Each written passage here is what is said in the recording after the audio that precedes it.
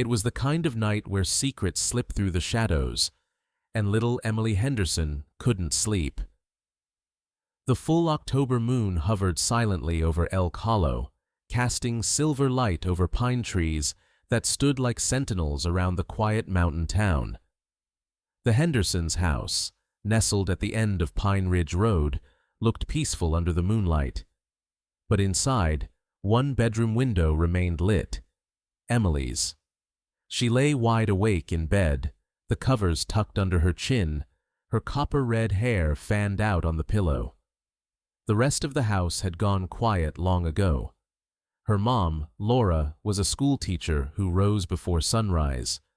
Her dad, David, was a mechanic and always in bed by 10. Even their golden retriever, Moose, snored softly in the hallway. But Emily couldn't sleep. Not tonight.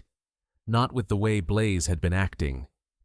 Blaze was their kitten, jet black, barely 10 weeks old, with one tiny white spot on his chest. He had been the runt of a stray litter born in their garage, and the only one who survived. Emily had begged to keep him. From the moment she held his shivering body in her hands, she felt like he belonged to her, not just as a pet, but as a friend. For weeks, they'd been inseparable. Blaze would curl up in her hoodie pocket while she read books in the treehouse, or follow her on tiptoes down the hallway. But something had changed in recent nights. Blaze had grown distant. Not in the daytime. He still napped in sunbeams and chased feathers like any house cat. But once night fell and the moon climbed high, Blaze would sit by the window, ears up, staring into the forest as if listening for something only he could hear. Tonight, his behavior was even stranger. Emily shifted under her covers, eyes barely open. Blaze was on the windowsill again, tail twitching, eyes fixed on the trees beyond the backyard. But this time, he wasn't just watching. He was making a sound. It wasn't a meow. Not really. It was something softer, almost like a chirrup crossed with a whisper. A signal? Emily held her breath. Then, out of nowhere, a shape emerged from the shadows. It leapt onto the windowsill with impossible grace. Silent, large, and wild. Emily's heart jumped into her throat. It was a bobcat. She knew it instantly from her school trip to Banff last year. The spotted fur, the muscular frame, the pointed black-tipped ears. It was beautiful and terrifying all at once. She froze, her small fingers gripping the sheets. Any movement might draw attention. Her eyes darted to Blaze, but Blaze didn't flee. He didn't hiss. He didn't even flinch. Instead, he stood up and approached the wild animal, calmly, like greeting an old friend. The bobcat lowered its head, sniffed Blaze, then gently, incredibly gently, picked him up by the scruff of his neck, the way a mother carries her young. Blaze dangled there, limp and trusting, and then, without a sound, the bobcat turned and leapt down from the window, disappearing into the trees beyond the fence. Emily shot upright, panic flooding her chest. "Blaze!" she whispered. She dashed to the window, fingers fumbling at the latch, and threw it open. Outside, under the moonlight, she could barely make out a dark figure disappearing into the tree line. The bobcat was moving fast, but Emily caught one last glimpse of Blaze, hanging from its jaws like a kitten being carried home. "No!" her mind cried. "No, no, no, no, no!" She wanted to scream, to run into her parents' room, to grab a flashlight, but she didn't. Because what could she say? "Mom, a wild bobcat came to my window and took our kitten, and he let it." It sounded ridiculous, and yet she had seen it with her own eyes. She sank onto the floor, her legs trembling. What had just happened? Why hadn't Blaze resisted? Why had he gone willingly? The questions buzzed in her head like angry bees. The woods had always seemed magical at night, mysterious, sure, but never dangerous. Now they loomed like a silent maze filled with secrets. She thought about Blaze being carried off, imagined awful things: sharp teeth, deep caves, cold rain. Tears welled in her eyes, but beneath the fear, something else stirred: confusion, wonder. That bobcat hadn't attacked Blaze. It hadn't looked hungry or violent. Its movements were careful, almost tender, as if Blaze was one of its own. Could that be possible? She wiped her face, stood up, and stared long into the forest. The wind whispered through the pine needles, rustling like soft voices just beyond reach. She didn't know what to think. All she knew was this: Blaze was gone, and he hadn't run away. He had been taken, or chosen. Either way, the world had shifted under her feet, and Emily Henderson was determined to find out why. 10 days passed. The Henderson home settled back into routine, mostly. David returned to his garage, Laura to her lesson plans, and even Moose, the family dog, stopped sniffing around Blaze's empty basket. The flyer Emily had taped to the mailbox curled at the corners from wind and rain. No one in town had seen Blaze, and nobody, not even her parents, believed Emily's wild theory about the bobcat. But Emily hadn't forgotten. Not for a moment. Each evening, she placed Blaze's favorite toy mouse on the porch.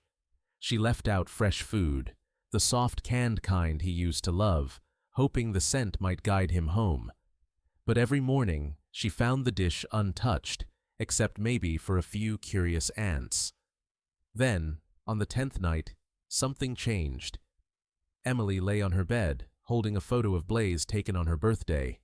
She tied a tiny blue ribbon around his neck that day, and he'd let her, mostly. In the photo, his eyes were soft, curious, kind. She sighed and turned toward the window.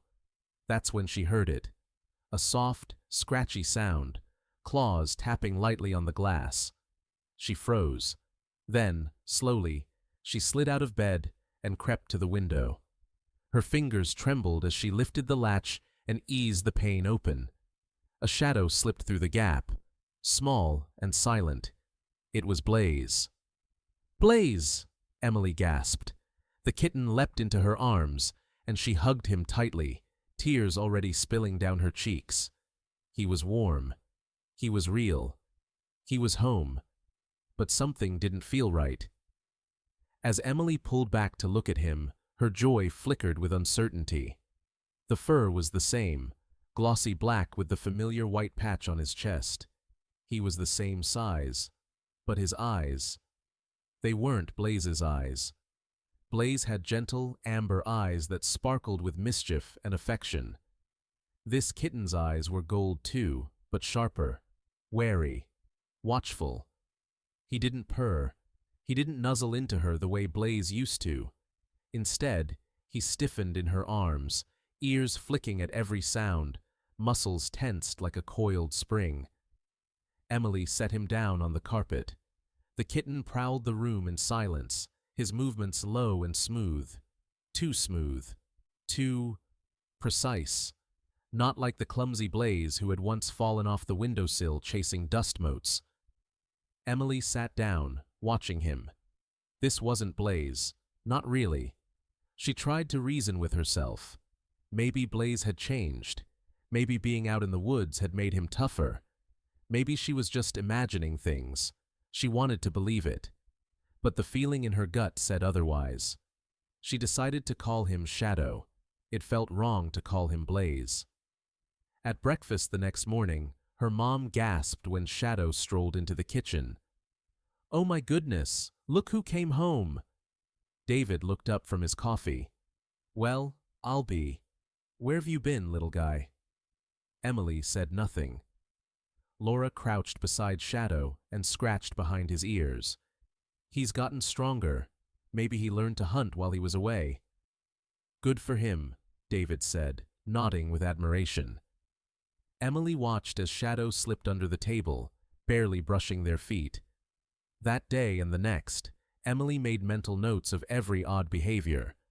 Shadow wouldn't touch the canned cat food, But when Laura left a package of thawing steak on the counter, Shadow leapt onto the kitchen island in one graceful motion and tore into the raw meat like a miniature predator. He didn't bat at his toy mouse. He stalked it, low to the ground, eyes narrowed, then pounced with terrifying precision. When Moose barked at the mail truck, Shadow didn't flinch. He ran straight for the barking, ears forward, tail stiff, ready to fight. But what convinced Emily beyond all doubt was what happened on the third night. She was brushing Shadow's fur when her fingers stopped at a rough patch just behind his ear, a tiny scar. Blaze had never had that. She leaned in closer and noticed something else, faint spots along Shadow's back and sides, barely visible. But they were there, the same pattern she remembered from her schoolbook, bobcat markings. Emily's heart thudded. She got up, went to her desk, and pulled out a stack of books from the library.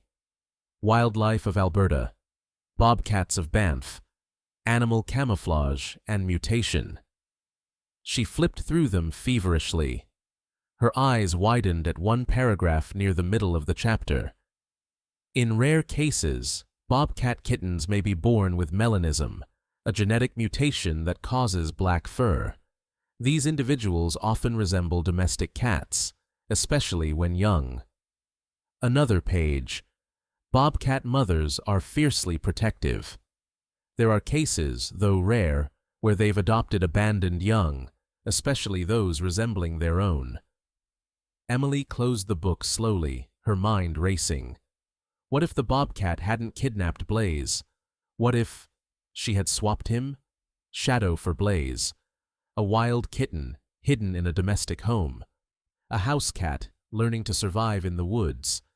The idea was wild, unbelievable, and yet it explained everything. Emily glanced at Shadow, who was now perched on the highest shelf in her room, peering down like a panther. Their eyes met. For a moment, she felt as though he understood what she was thinking. Not a threat, not a villain, just a child placed in the wrong world. Later that evening, Emily sat at her mom's computer and composed an email. Not to a friend, not to her teacher, but to Dr. Elaine Foster, a wildlife biologist who had once spoken at her school. She kept the message simple. She described Blaze's disappearance, the arrival of a nearly identical kitten. The behavior changes. She didn't mention the swap, not yet. But she asked, can a house cat start acting wild after living in the forest?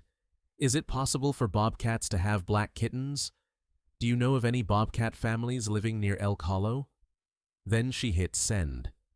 The truth was out there, and Emily was going to find it, for Blaze, for Shadow, and for herself.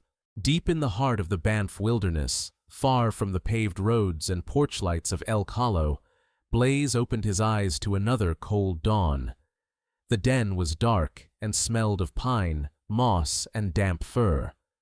Curled beside him were 3 small spotted bodies, rising and falling gently with each breath. The bobcat kittens, his new siblings. He blinked slowly, disoriented. This wasn't his house. No soft blankets, no warm laundry baskets, no scent of Emily's bubblegum shampoo. Just the rough rock walls of the den and the steady rhythm of the wild.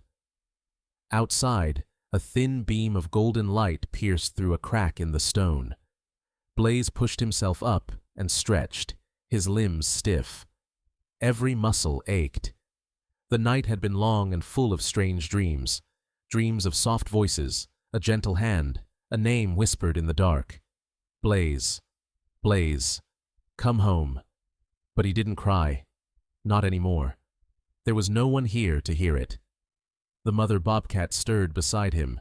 Her yellow eyes opened slowly, her ears turning at the sound of birdsong outside. Blaze met her gaze, unsure. She didn't speak, of course, but there was a quiet understanding in the way she watched him. Not angry, not confused, just patient. She rose, padded silently to the den entrance, then looked back. A silent summons. Blaze hesitated, then followed. Outside, the world was brighter, but no less wild. The forest floor was blanketed in orange needles, and the air smelled sharp and cold. Sunlight dappled through the evergreens, but shadows moved everywhere. Squirrels darting, ravens circling, something large rustling deeper in the woods. The mother bobcat led the way with long, silent strides. The other 3 kittens bounded after her, their spotted fur blending seamlessly into the surroundings. Blaze lagged behind, black fur like a smudge of ink on the forest floor. They moved until they reached a small clearing. There, the lesson began. The mother crouched low, ears forward.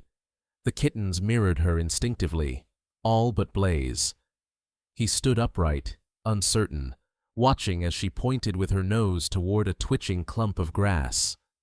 A field mouse. One of the bobcat kittens leapt forward with lightning speed, a perfect pounce. The mouse squeaked once, then went still. The kitten dropped it at the mother's paws and purred proudly. Blaze shrank back, his stomach churned. He wasn't built for this. At home, he was fed from a clean dish, tuna in gravy, chicken pâté. Emily even warmed his milk sometimes. This was something else. The mother picked up the dead mouse and padded toward him. Gently, she dropped it in front of Blaze. He stared at it, horrified. Its eyes were still open. He sniffed it, recoiled, then looked up at the mother. She stared back, not unkindly. Then she turned and walked away, leaving him with the offering. His belly growled. He hadn't eaten since yesterday. With a trembling paw, he nudged the mouse. It didn't move. He closed his eyes and took a bite. The taste was sharp, earthy, foreign, but he swallowed, because he had to. Each day brought new challenges. The bobcat kittens were agile and fearless. They climbed trees like it was second nature. They leapt from stone to stone across cold streams. They disappeared into bushes and reappeared with feathers in their mouths. Blaze followed, clumsy and cautious. He slipped. He fell. He startled at every snapping twig. The others hissed at him at first, annoyed by his slowness. But they didn't bite. They watched him with curiosity. He was strange, but theirs. Over time, something inside Blaze shifted. He began to crouch lower when he walked. He learned to step silently on moss and avoid brittle twigs. He discovered he could scale a tree trunk if he used his claws right. Once, while the others wrestled, he pounced on a grasshopper and caught it. The mother bobcat watched from a distance and blinked once. Approval. The forest didn't feel as alien anymore. It was still dangerous, yes, but it was also beautiful. There were scents on the wind, meaning in every rustle, every cry. Blaze listened, learned, adapted. But every night, when the stars shimmered between the branches, he curled into himself and remembered.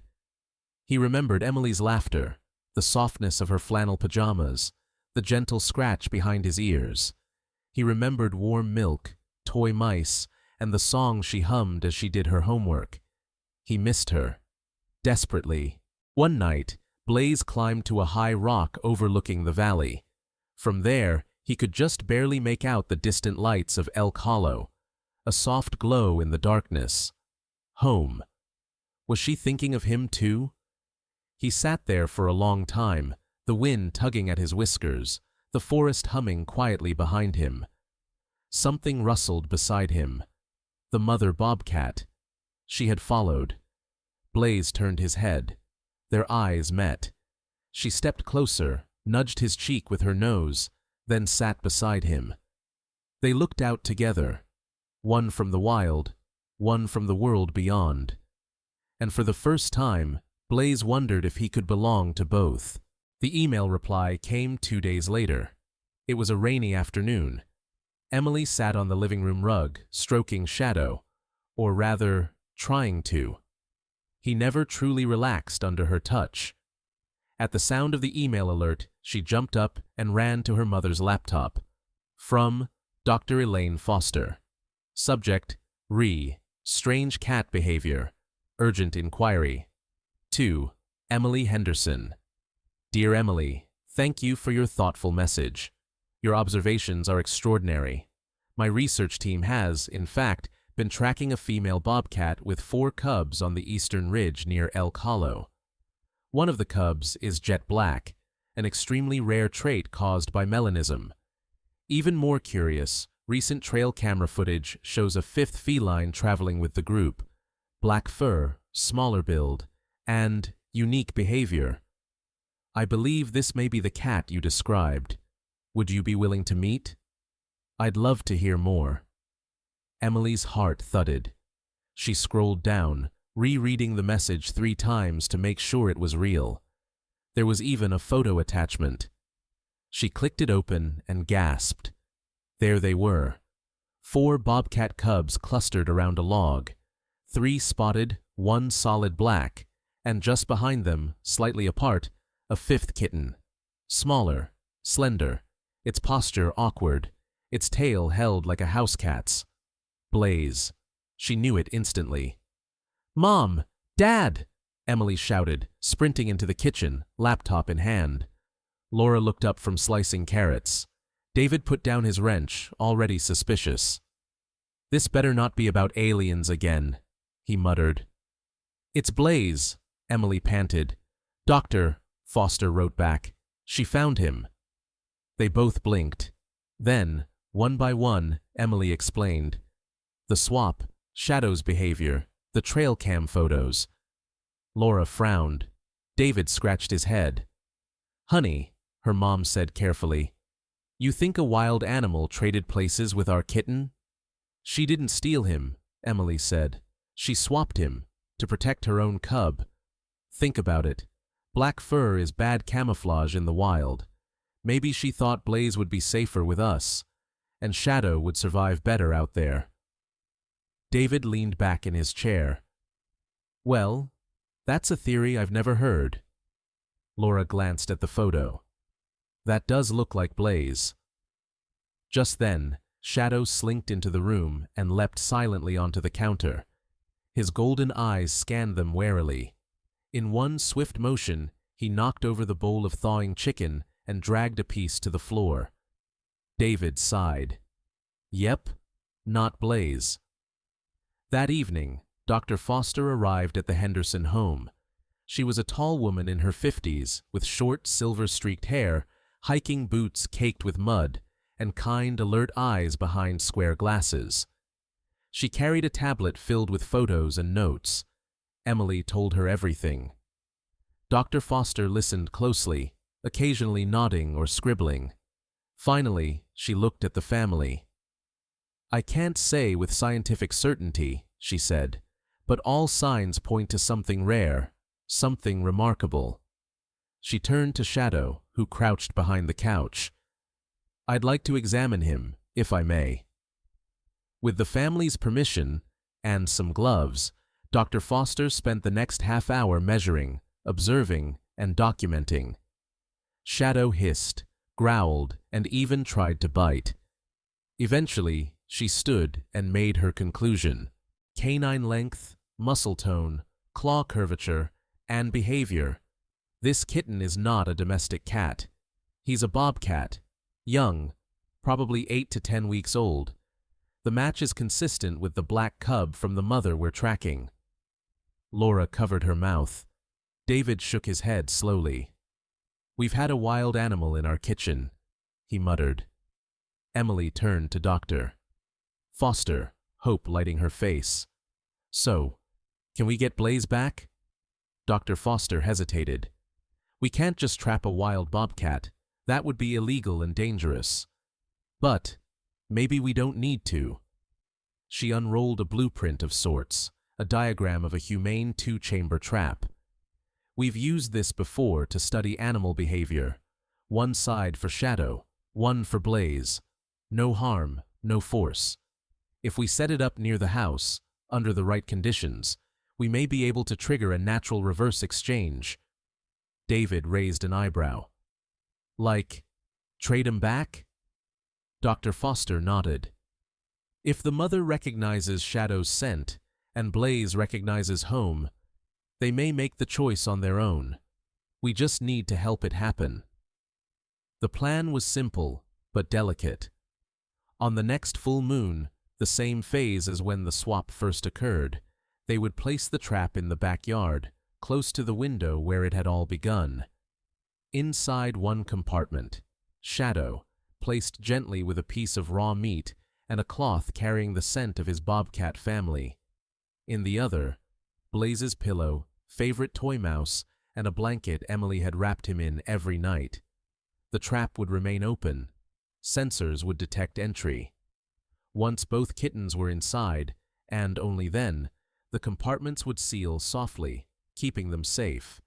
From there, each would be released to the world they belonged to. Emily's task was the hardest, placing Shadow in the trap at the right moment, without frightening him. "I can do it," she said. Dr. Foster smiled. "You've already done more than most 10-year-olds ever could." The night of the full moon arrived. The sky was clear, glowing with silver. The trap stood in the grass like a strange metallic puzzle box, almost invisible in the dim light.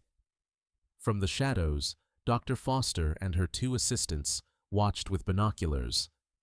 David waited inside the house, finger ready on the remote control. Emily sat quietly by the window. Shadow nestled beside her, twitching at every sound.